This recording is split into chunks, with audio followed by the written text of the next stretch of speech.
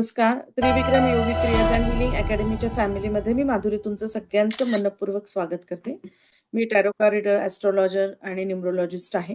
चा विषय सगळ्यांना माहिती आहे श्रावण. बरोबर आहे? सगळ्यांचा प्रिय विषय असेल श्रावण. सगळ्यांचे सण, वार सगळे सुरू होतात. काहीतरी कारण असतं आपल्याला पूजा पाठ करायचं. जेवढं आपण पूजा पाठ करतो, जे आपण देवी देवतांना आपण मानतो, त्यांचं एखादं मंत्र, एखादं पाठ, एखादी आरती हे सगळं म्हटल्यावरती काय होतं? आपल्या घरातलं वातावरण शुद्ध होतं. आपला औरा सुद्धा चांगला बनतो, बरोबर? एखाद दिवशी पूजा नाही केलं तर मन कसं अप्रसन्न राहतं. अरे काहीतरी चुकल्यासारखं वाटतं. ज्यांना सवय आहे त्यांचं, ज्यांना नसेल त्यांना नसेल वाटत. पण ज्यांना सवय आहे, दिवा नाही लावला, पूजा नाही केली घरात, तर मन असं खाली-खाली काहीतरी असं वाटतं, बरोबर आहे. तसं श्रावण महिना हा खूप इम्पोर्टंट मानला जातो, बरोबर आहे. तर श्रावण सगळ्यांच्याच ओळखीचा आहे. सगळ्यांना माहिती आहे देवादिदेव महादेव यांची आपण उपासना करत असतो, बरोबर असतो. या दिवसांमध्ये केलेल्या उपासना काय होतात? खूप जास्ती फळ देतात. का बरं? तर या श्रावण महिन्यामध्ये कॉस्मिक एनर्जी ऑलरेडी हाय असते. युनिव्हर्सच्या एनर्जीज आहेत त्या काय असतात? खूप हाय असतात. कोणाला माहिती आहे आपण श्रावण का साजरा करतो? आपण श्रावणातच शंकराची पूजा का करतो? आपण श्रावण महिन्यातच महादेवांची पूजा का करतो? बाकीच्या दिवशी पण करतो म्हणा. हा मॅडम, ऍक्च्युली असं मानतात की तेव्हा महादेव आणि माता पार्वती पृथ्वीवरती वास करत असतात असं, म्हणून आपण सेलिब्रेट करतो. म्हणजे जे मला माहिती आहे ते. Okay, okay. ठीक. Okay, okay. तर श्रावण महिना आपण का साजरा करतो किंवा आपण सोमवारच का? बरोबर आहे? भरपूर दिवस असतात. आठवड्याचे आपले 7 दिवस आहेत ना. तर भगवान शंकरांचा सोमवारच का प्रिय आहे? तर आपण श्रावण का साजरा करतो? तुम्हाला सगळ्यांना एक छोटीशी स्टोरी शॉर्टमध्ये सांगेन, खूप मोठी नाही, की माता पार्वतीने शंकर भगवान मिळवण्यासाठी पूजा, व्रत, तप केलं होतं. हे सगळ्यांना तर माहिती आहे. सगळ्यांना माहिती आहे, की त्यांनी खूप उपासना केली होती किंवा खूप व्रत केले होते किंवा तप पण केला होता. बरोबर आहे? जंगलामध्ये जाऊन. तर तो जो पिरियड होता, तो पिरियड सुद्धा होता श्रावण महिन्याचा. समुद्र मंथन झालं, त्या पिरियडमध्ये तो जो काळ होता, तो सुद्धा श्रावण महिन्याचाच होता. जेव्हा समुद्र मंथन झालं, त्या पिरियडमध्ये जे विष निघालं समुद्र मंथनांमधनं, ते विष भगवान शंकरांनी प्यायलं. त्याच्यामुळे त्यांचं नाव काय झालं? नीळकंठ. बरोबर आहे? तर त्यांनी ते विष पृथ्वीवर पडू न देता स्वतःच्या गळ्यामध्ये, कंठामध्ये ते स्थापित केलं. त्यांना तो जो दाह होता विषाचा, तो कमी करण्यासाठी देवांनी त्यांच्यावरती खूप सारं जल अर्पण केलं. तर तो काळ सुद्धा कुठला होता? श्रावण महिन्याचा होता. मग ते जे दाह आहे शंकर भगवानचं, महादेवांचं, ते कमी करण्यासाठी म्हणा किंवा कंटिन्यू त्यांच्यावरती तो वर्षाव होत होता जलाचा. तर हा जो पिरियड आहे, त्या पिरियडमध्ये असं म्हणतात, की भगवान शंकरांना खूप त्रास होत असतो. त्यांचं जे कंठ आहे ते खूप अ, जळत असतं. आपण म्हणतो ना विष पेल्यावर काय होतं? दाह तयार होतो. तर तो दाह शांत करण्यासाठी आपण शंकर भगवानवरती जल, फुल, फळ आणि बेलाची पानं अर्पित करत असतो. बरोबर आहे? ही छोटीशी स्टोरी. आपण सगळेजण वर्षोनवर्ष श्रावण साजरा करतो. पण आपल्याला स्टोरीच नाही माहिती, की आपण का बरं जल अर्पण करायचंय? का बरं अर्पण करायचंय? सगळेजण करतात म्हणून आपण करतो. पूर्वी आपल्या आईंनी बाकीच्यांनी सांगितलं त्याप्रमाणे आपण करत असतो. ठीक आहे, मान्यता आहे. पण का बरं आपण जल अर्पण करायचं असतं? की तो जो दाह आहे शंकर भगवानचा, तो कमी करण्यासाठी आपण शंकराच्या पिंडीवरती जल अर्पण करत असतो.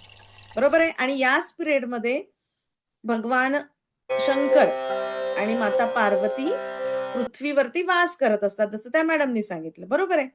तर ते पण खरं आहे. बरं मला सांगा, हाच दिवस श्रावणच का? बाकीच्या दिवसांमध्ये आपण का नाही करत? आता काय सुरू झालंय? चातुर्मास. बरोबर आहे? भगवान विष्णू काय झालेत? निद्रा अवस्थेत गेलेत. सगळ्यांना माहिती आहे? बरोबर आहे?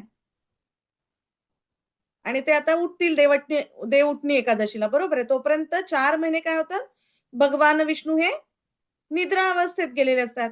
जर जे देव आहे, देवांचा देव आहे, महादेव आहे. बरोबर? आणि पालनकर्ता कोण आहे? विष्णू आहे. मग जर विष्णू भगवान झोपायला गेलेले आहेत, तर त्या पिरियडमध्ये आपल्या धरती मातेचं, आपल्या सृष्टीचं संरक्षण कोण करेल? किंवा त्याचं एखादा कर्ता जर आजारी पडला, एखादा झोपला, तर घराची काय अवस्था होते? हे तुम्हाला सगळ्यांना माहिती. जर आपले पालनकर्ता झोपायला गेले, तर आपली धरती कशी हे होईल, चालेल. तर ह्या 4 महिन्यांमध्ये वेगवेगळे देवी-देवता येऊन आपल्या सृष्टीचा भार सांभाळत असतात. बरोबर आहे? श्रावणानंतर गणपती भगवान येतात. बरोबर आहे? 11 दिवस. त्यानंतर काय होतं? पितृपंधरवडा येतो आपला. बरोबर आहे? त्यानंतर आपली नवरात्र येते आणि नवरात्रनंतर काय होतं आपलं? दिवाळी येते. बरोबर आहे? तोपर्यंत विष्णू भगवानांची काय होते? निद्रा पूर्ण होते. तर या 4 महिन्यांमध्ये हे सणवार का दिलेले आहेत? की त्या देवांनी थोडं-थोडं येऊन सृष्टीला चालवण्यासाठी, भगवान विष्णूला मदत करण्यासाठी हे दिलेलं आहे. ठीक आहे. तर सगळ्यांना माहिती की आपण भगवान विष्णू झोपलेले, त्यामुळे हे 4 महिन्यामध्ये हे असे सगळे देवी-देवता सृष्टीचा भार सांभाळत असतात. तर श्रावण महिना हा 1 महिन्याचा असतो जवळपास. बरोबर आहे? तर प्रत्येक जण सोमवारी उपासना करत असतो. उपास करतो, तापास करतो. मग त्यामध्ये आपण काय वाहतो? त्याचं महत्त्व काय? बरोबर आहे? आपण जल वाहतो. आपण पंचामृत वाहतो, बेल वाहतो, धतुरा वाहतो. बरोबर आहे. धतुऱ्याचं फूल, फळ, बेलाचं पान, ह्या सगळ्या गोष्टी आपण शंकर भगवानवरती वाहत असतो. याचं महत्त्व तुम्हाला माहिती पाहिजे. बरोबर आहे.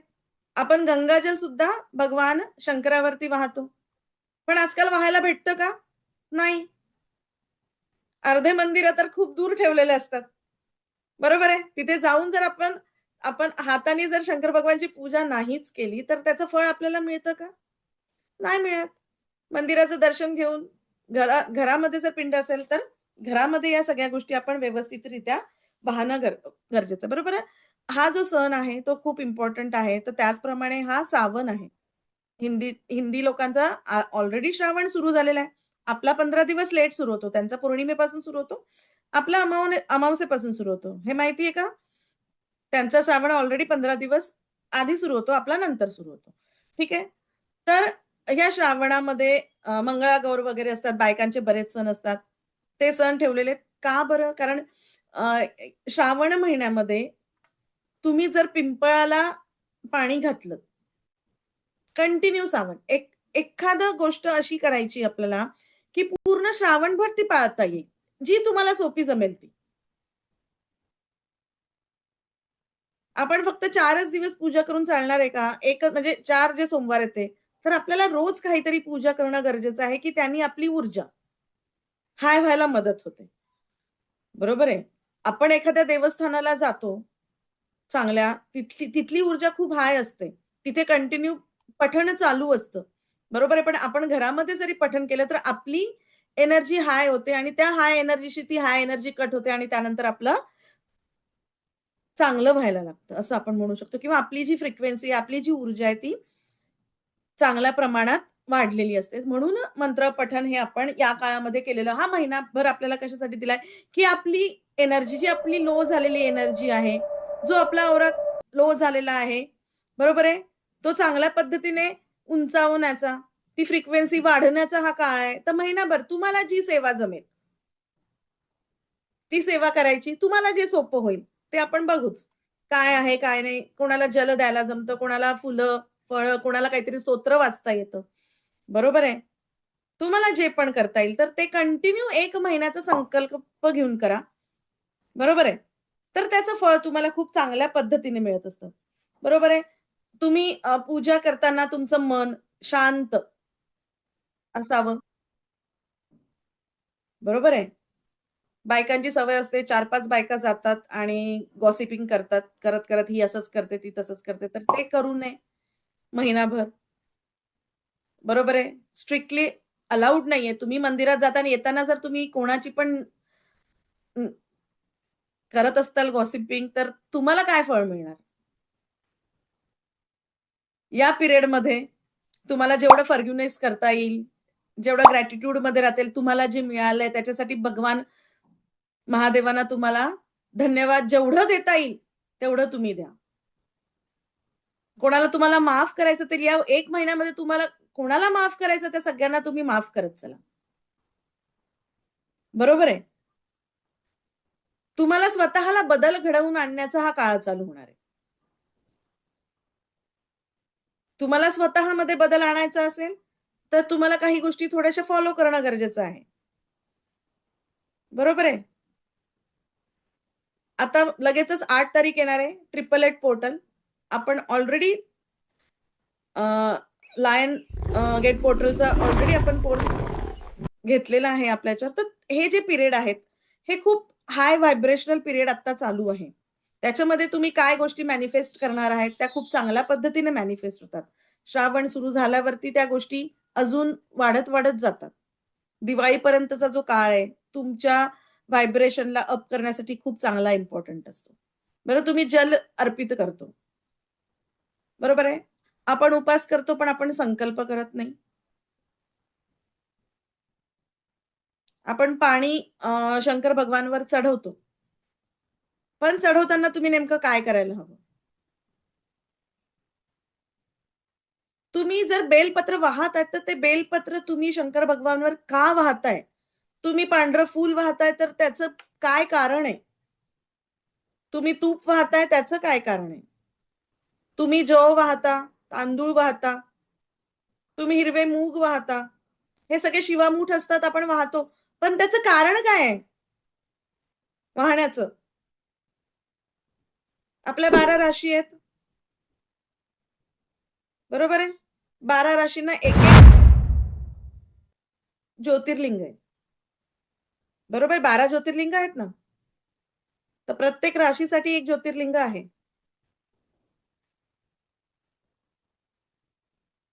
तर ह्या ज्या गोष्टी आहेत, की आपण जी पूजा करणार आहोत, ती मनोभावे करणार आहोत. असं म्हटलं जातं, की तुम्ही सगळे पूजा केल्यावर जर महादेवांची पूजा केली नाही, तर तुमचं कुठलंच पूजन सार्थकी लागत नाही. आपण खूप पूजा केली देवींची, बाकीच्या देवतांची, पण आपण जर महादेव, देवादिदेव महादेवांची जर उपासना केली नाही, तर तुम्ही जे पूजा केली त्याचं फळ तुम्हाला तेवढ्या प्रमाणात मिळत नाही. बरोबर आहे? तर मला सांगा तुम्हाला माहिती आहे शमीपत्र आपण चढवतो, धतुरा आपण चढवतो, तर यांची कारणं. तुम्हाला एखादी स्पेसिफिक गोष्ट हवी आहे. तर त्यासाठी तुम्ही भगवान शंकरांवरती काय चढवायला हवं? त्याचं महत्व काय आहे? बरोबर आहे? तुम्हाला 12 ज्योतिर्लिंग माहितीच आहेत. सोमनाथ आहे, मल्लिकार्जुन आहे, श्री महाकालेश्वर आहे, श्री ओंकारेश्वर आहे, श्री केदारनाथ आहे, श्री भीमाशंकर आहे, श्री काशी विश्वेश्वर आहे, श्री त्र्यंबकेश्वर आहे, श्री वैद्यनाथ, श्री नागेश्वर, श्री रामेश्वर आणि श्री घृष्णेश्वर. बरोबर आहे? यातली थोडी महाराष्ट्रात आहेत, 2 महाराष्ट्रात आहेत, बाकी सगळी बाहेर आहेत. बरोबर आहे? तर हे जे भगवान शंकर आहेत, ते तुमच्या सगळ्या मनोकामना पूर्ण करायचं काम करतात.